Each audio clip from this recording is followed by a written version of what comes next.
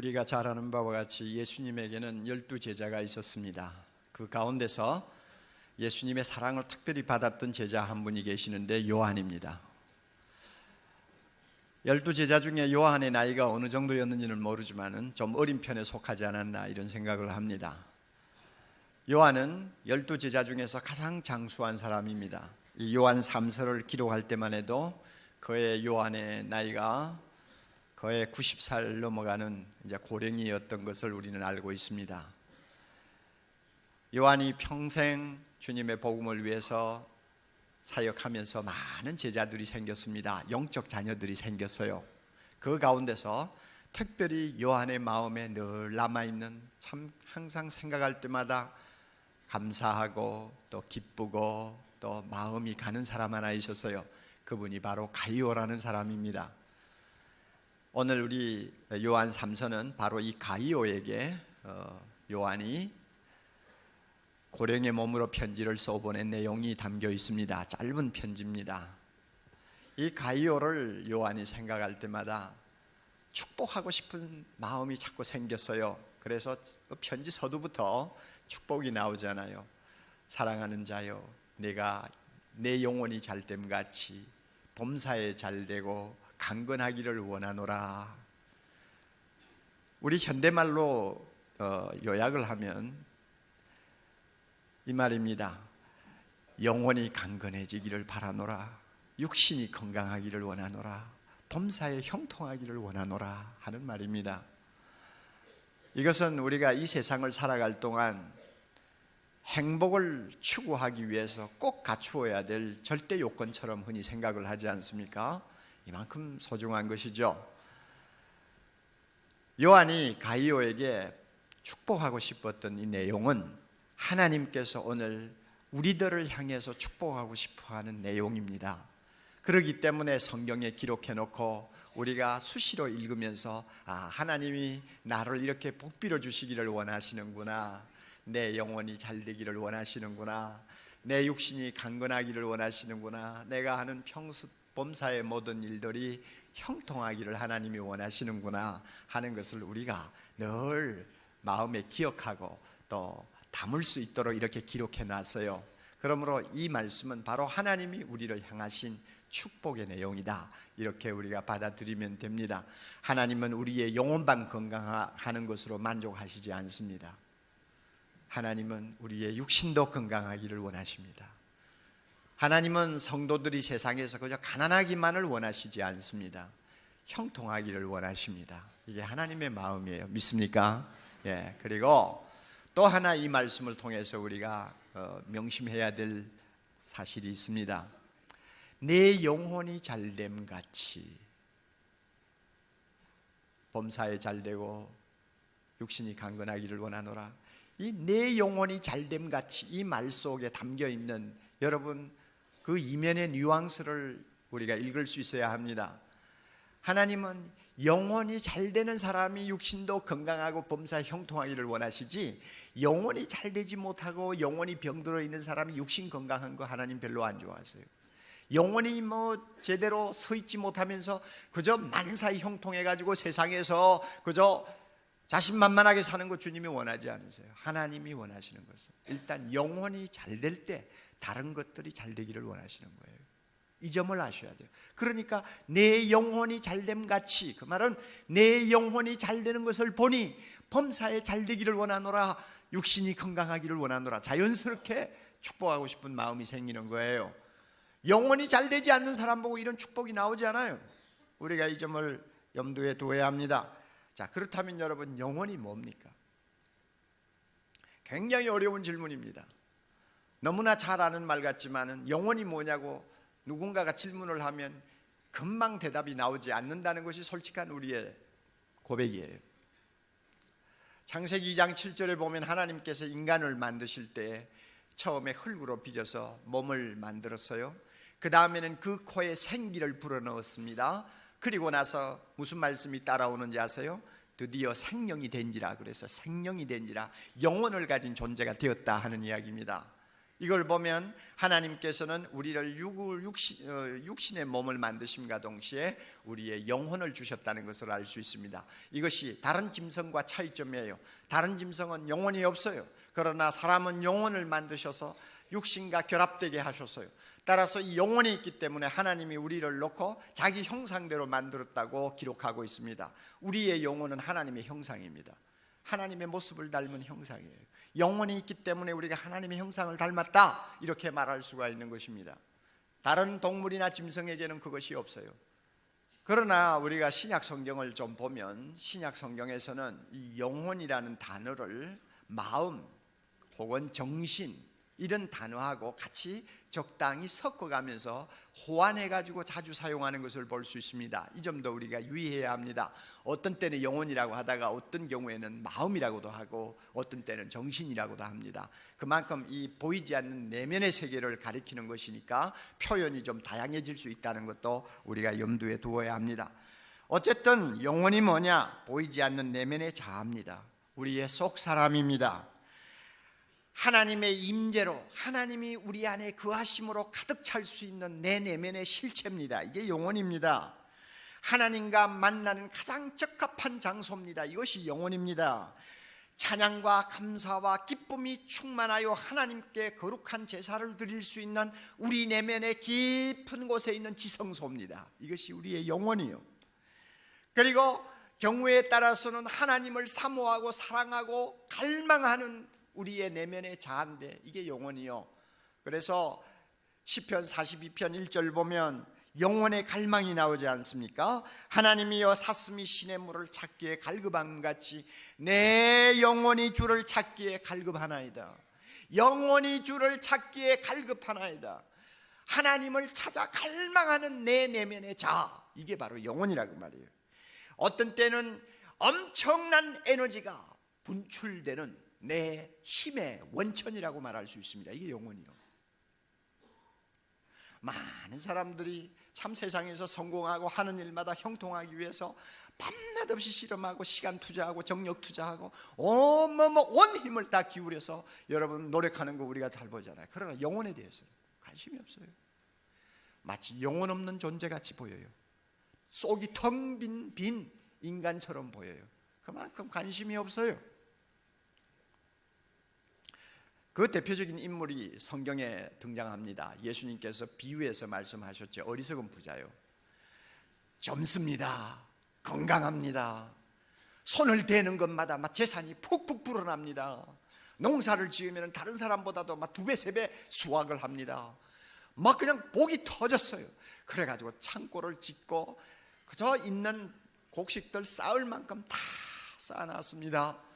아침 저녁 한 번씩 나가서 둘러보는 것만 해도 배가 불러요. 너무나 행복해요. 그래서 어느 날 저녁에 자기 혼자 이런 소리 했지요. 내 영혼아, 여러 해 쓸 것을 많이 쌓아두었구나. 이제 평안히 쉬자. 먹고 마시고 즐기자. 그랬어요. 이 사람은 영혼에 대해서 관심이 없어요. 이름은 내 영혼아 했지만 영혼에 대해 관심이 없어요. 왜? 먹고 마시고 즐기면 영혼이 저절로 잘 될 줄 알았어요. 그러니까 몸만 잘 위하면 영혼은 절로 따라온다고 생각을 했습니다. 세상 사람이 이렇게 살고 있어요.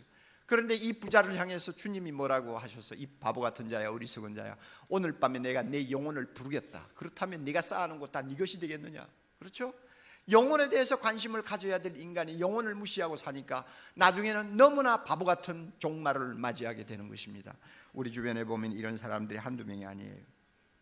자, 예수 믿는 우리는 어떻습니까? 원래 우리의 영혼은 죄로 오염되어 가지고 병들어 있었습니다. 그러나 하나님께서는 예수의 피로 우리의 모든 죄를 씻어주시고 성령을 우리에게 주셔서 우리의 망가진 영혼의 기능을 다시 회복시켜 주셨습니다. 할렐루야. 그래서 우리의 영혼은 정상을 찾았어요. 예수 믿습니까? 여러분의 영혼은 정상입니다. 기능을 다시 회복했어요. 그래서 우리의 영혼이 우리 존재의 가장 중요한 위치에 서게 되었습니다. 따라서 예수 믿는 사람은 영혼이 병들면 모든 존재가 흔들리게 되어 있습니다. 세상 사람에게는 그런 일이 없어요. 영원히 병들었든지 영원히 휘청거리든지 이거 상관없어요. 그들은 육신적으로만 잘 되면 돼요. 그러나 예수 믿는 사람은 영원히 조금이라도 이상이 생기면 내 존재가 흔들려요. 이것을 느끼지 못하면 그 사람은 중생받은 하나님의 자녀가 아닙니다. 영원히 제대로 기능해서, 영원히 제대로 건강해서 하나님과 올바른 관계를 유지할 때만이 우리의 존재가 행복해질 수 있고 우리의 삶이 정상 궤도를 달려갈 수 있는 것입니다. 이만큼 예수 믿는 사람에게 있어서 영혼은 중요한 위치에 있습니다. 어떤 때는 우리의 영혼이 강건합니다. 그러나 어떤 때는 우리의 영혼에 이상이 생길 때가 있습니다. 세상에 살기 때문에 그래요. 육신을 입고 살기 때문에 그래요. 그러므로 우리가 자주 내 영혼이 강건한가, 내 영혼이 잘 되고 있는가 가끔 진단하면서 우리 자신을 돌아보아야 합니다. 여러분 영혼이 건강합니까? 여러분의 영혼은 이상이 없습니까? 한번 진단해 볼까요? 세 가지를 놓고 잠깐 한번 진단해 봅시다. 자기의 영혼을 한번 진단해 보자고요. 첫째로요, 내가 하나님을 즐거워하는지를 한번 체크해 보세요.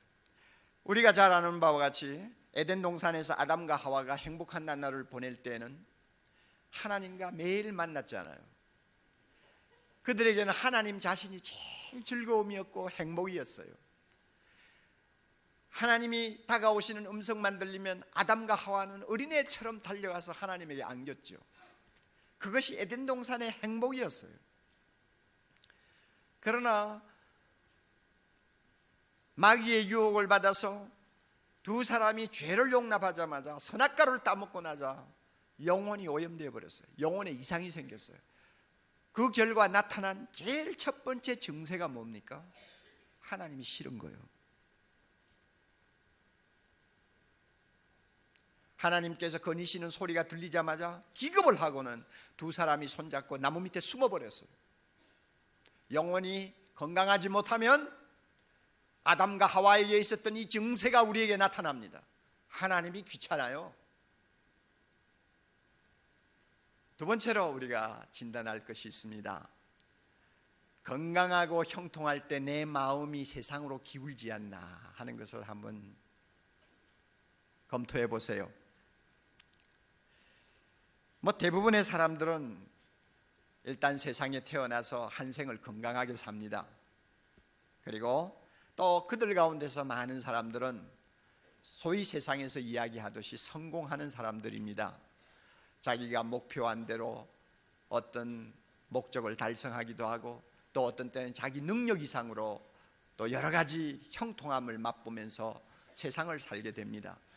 또 이상하게 예수 잘 믿는 사람 가운데서 하나님이 복을 주셔서 건강도 하고 또 가정도 평안하고 하는 일마다 형통해서 하나님이 참 보시기에 좋은 사람들도 있습니다. 그런데요, 이렇게 젊고 건강하고 형통할 때 내 마음이 세상으로 기울지 않나 한번 잘 보세요.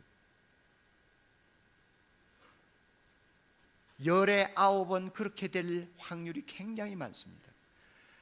내가 병들었을 때는 하나님 없으면 못 살 것 같이 매달렸어요. 내가 가난할 때는 세상에 정 두지 아니하고 오직 내 마음을 나를 사랑하사 나를 위하여 십자가에 죽으신 예수님에게 드렸어요. 내 일이 제대로 잘 안 될 때에는 오직 예수님만이 나의 기쁨이요 소망이라고 고백했습니다. 그러나 건강하고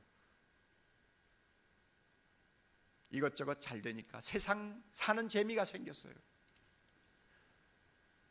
나도 모르게 점점 세상으로 마음이 기울어져요. 그래서 하나님과의 관계는 형식적으로 때우고 많은 시간, 많은 노력, 많은 돈 전부 내 자신이 즐거워하고 내 자신이 그저 행복하게 사는 데 투자해버려요. 그래서 마음이 세상으로 기울어져 있어요. 이런 사람 그 영혼이 이상이 생겼다는 것을 꼭 기억하시기를 바랍니다. 또 하나 우리 검증해 봅시다. 인생의 풍랑을 만났을 때 내가 어떻게 반응하느냐를 보면 내 영혼이 강건한지 아니한지를 알 수가 있습니다. 누구나 한 세상을 살아갈 동안 풍랑을 만나게 되어 있습니다. 간혹 보면 그저 엄마 배에서 태어나서부터 무덤에 이를 때까지 풍랑이 뭔지를 전혀 모르고 사는 사람도 있어요. 그러나 그런 사람은 소수의 사람입니다. 그리고 그런 사람은 행복한 사람이 아닙니다. 왜? 영적으로 그것은 소망이 없는 사람이에요. 하나님께서 사랑하는 사람은 때를 따라 인생의 풍랑을 만나게 해주시는 것을 봅니다. 풍랑은 위기예요. 위기가 뭡니까? 우리 스스로 통제할 수 없는 사건을 이야기합니다. 우리 스스로 우리 힘으로 어떻게 할 수 없는 사건이 터지면 그걸 우리는 위기라고 그래요. 누구에게나 있습니다. 부모 밑에서 자라다가 이제 20대 중반쯤 되면 다 이제 부모 그늘에서 벗어나는 이제 단계로 우리 모두가 접어듭니다. 그래서 좋은 직장에 들어가면 좋은 월급 받고 그래서 해마다 이제 월급이 올라갈 거라는 생각을 합니다. 그리고 자기 앞에는 출세 가도가 확 열려 있다고 생각을 합니다. 그리고 자기 나름대로의 어떤 꿈과 이상을 가지고 열심히 뜁니다. 결혼합니다. 우리 결혼 생활은 절대 권태도 없을 거라고 믿습니다. 그리고 어떤 문제가 생기지 않는다고 확신합니다. 그리고 많은 사람들이 고통하는 병이 있어도 그것은 나와 상관이 없는 것처럼 생각합니다. 이래서 우리는 20대, 30대를 막 열심히 뛰면서 앞을 향해 달려갑니다. 그렇죠? 네. 그러나 여러분 40대 중반 넘어가 보세요. 들려오는 소식들이 다 우울한 소식이 많아요. 슬픈 소식이 많아요. 어떤 친구는 이혼했다더라. 어떤 친구는 아이가 자동차 사고가 나서 장애아가 되었다더라. 어떤 친구는 상처를 냈다. 어떤 친구는 부도를 냈다. 뭐 이런저런 소리들이 사방에서 들려옵니다. 저도 40대 50대 보내면서 교회 안으로부터 들려오는 소문, 내 주변에 아는 사람 동창들로 통해서 들어오는 소문들 보면 이런저런 풍랑을 만나서 허우적거리는 사람들이 얼마나 많았는지요. 그러다가 60대가 넘어가면은 외롭고 차갑고 무서운 인생 계절 겨울을 앞에 놓고 사람들은 불안해합니다. 이 다 인생의 풍랑이라고 말이에요. 누구나 다 경험하는 일입니다. 영혼이 강건하지 못하면 이런 풍랑을 만났을 때 정신을 차리지 못합니다. 물에 빠져서 소리치는 사람처럼 자기 힘을 가누지 못해요. 낙담합니다. 불안해합니다. 술독에 빠집니다. 삶을 자포자기 해버립니다. 정신을 못 차려요. 그러나 영혼이 건강하면요, 이런 위기를 만났을 때 진짜 그 사람의 주가가 드러납니다. 믿습니까? 안 믿습니까, 여러분? 그러니까 인생의 풍랑을 만났을 때 어떻게 반응하느냐를 보면 내 영혼이 어느 정도 수준인가를 안다고 말이에요. 우리는 평소에 사람 눈에 보이는 육신의 건강, 젊음, 그 다음에 우리가 하는 일의 형통, 이런 것은 신경 곤두세우고 우리는 정성을 많이 쏟지만 사람들 눈에 보이지 않는 수면 아래에 내 영혼 얼마나 신경 써요? 내 영혼이 육신의 건강보다도 더 무거워야 돼요. 내 영혼이 이 세상의 형통보다도 더 무게가 있어야 돼요. 그래야만이 인생 풍랑을 만났을 때 뒤집어졌다가도 다시 제자리에 서는 거예요. 영혼이 강건하면 어떤 풍랑을 만나도 다시 제자리로 돌아오는 거예요. 여러분 믿습니까? 그러나 영혼이 강건하지 못하면 한 번 파도가 치면 못 일어나요. 이제는. 사랑하는 성도 여러분, 여러분의 영혼은 어떻습니까? 건강합니까? 하나님을 정말 즐거워하세요? 아무리 세상적인 것 잘 때워도 마음이 세상으로 기울어지지 않고 항상 하나님을 향해 있습니까? 풍랑을 만났을 때 여러분이 뒤집어졌다가도 다시 제자리에 돌아오는 그런 은혜가 있습니까? 그렇다면 우리 모두의 영혼은 건강한 것입니다. 그러나 조금이라도 문제가 있다고 생각합니까? 영혼의 강건함을 회복해야 합니다. 하나님께서 이런 은혜 주시기를 바랍니다. 수면 위에 보이는 거 아무것도 아니에요. 일시적인 건강 언제 없어질지 몰라요. 수면 위에 보이는 거 내가 아무리 재산을 많이 갖고 있어도 아무것도 아니에요. 언제 없어질지도 모르는 거예요. 중요한 것은 사람 눈에 보이지 않는 내 영혼의 건강, 내 영혼의 안전함이에요.